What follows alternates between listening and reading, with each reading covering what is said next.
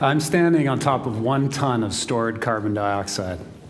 That's a pretty incredible thing to say that because our cities are built out of concrete and steel, and they have been for the last century, and concrete and steel are great materials. They've done an incredible job. But concrete and steel both are huge energy footprint materials and huge carbon dioxide footprint materials. We haven't really had an alternative until now. This 1 cubic meter of wood stores carbon instead of emitting carbon. And that change is something that we have to take advantage of. So I'm here to talk to you about tall wood buildings, but I'm really here to talk to you about climate change and world housing. The building industry in general in North America has a footprint larger than any other industry when it comes to energy. From building and operating buildings, it's about half of our energy, and from a greenhouse gas point of view. Clearly, we have to change the way we build if we're going to be able to tackle climate change issues and the environmental issues ahead of us. But again, we need an alternative. And the reason we need an alternative to happen very quickly is that ultimately 40% of the world in the next 20 years are going to need a new home. That's 3 billion people that'll need a new building. And if we build the way we've been building for the last century, and our footprint is 50% come from buildings of carbon dioxide, then clearly we are headed in a path that won't work. We need an alternative. The alternative that we come up with has to be about where we build it. No longer can we build in and think that we're going to solve climate change issues by building sustainable buildings in our suburbs. We have to recognize the world is urbanizing at this incredible rate, and our buildings are going to be big, tall buildings. We're moving from an Earth that's 50% urban to a population that's 70% urban in the next 30 or 40 years.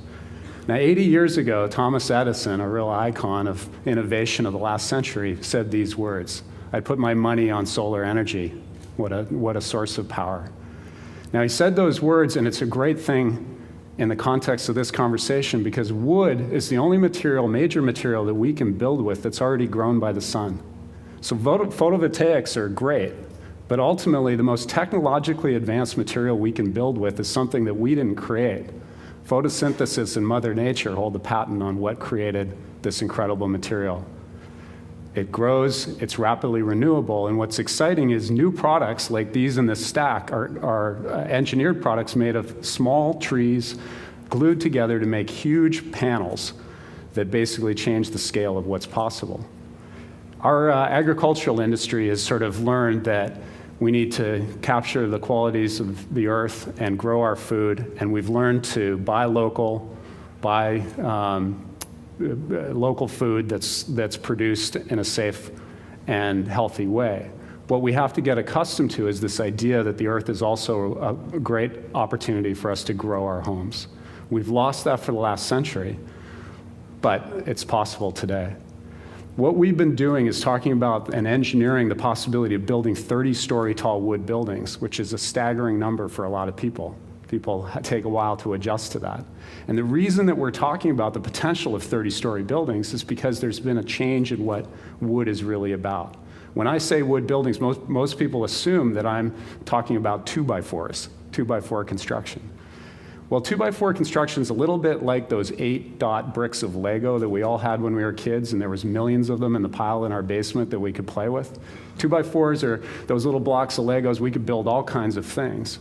But do you remember when you were a kid and you would sift through that pile of Lego and eventually find one of those big, long 24-dot blocks, and all of a sudden you could build something bigger? You could span a better distance, you could build quicker. Well, that's the shift that's happened to wood. These panels are made 64 feet long. Thickness is up to 12 inches thick.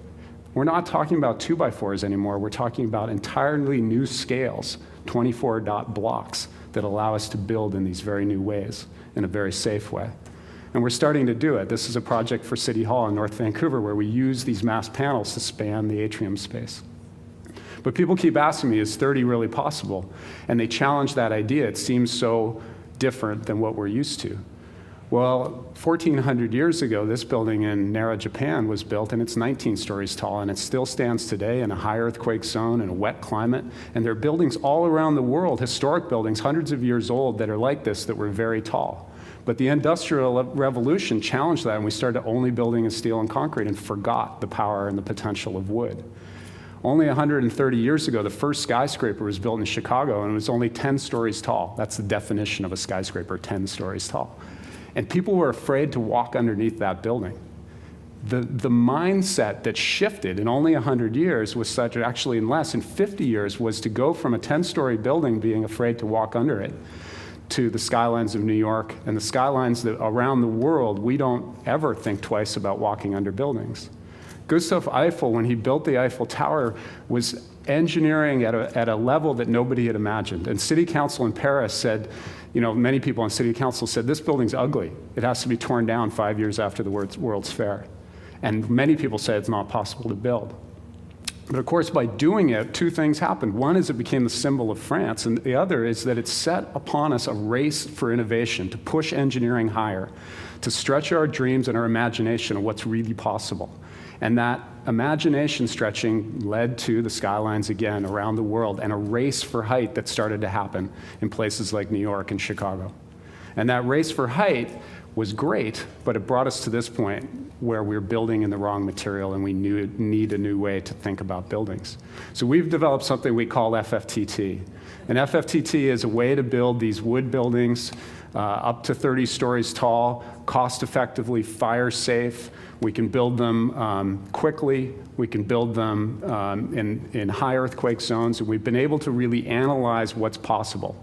And we know that this is possible, but we also know we have a lot of things to do to convince people that they're ready for them. That convincing is the same exercise that happened 100 years ago.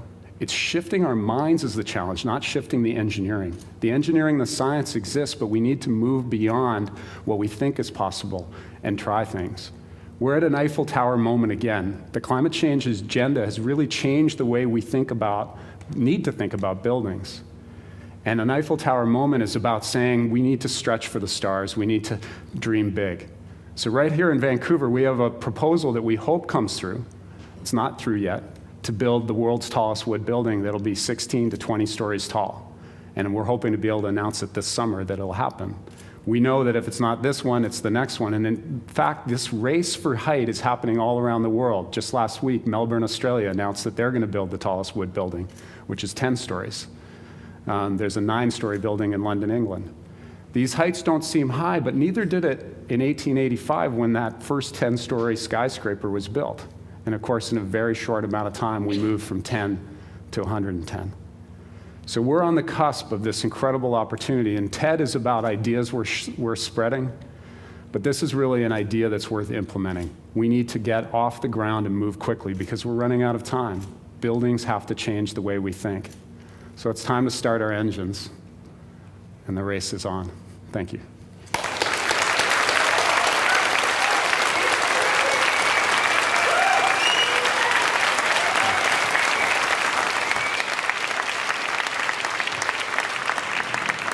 All right.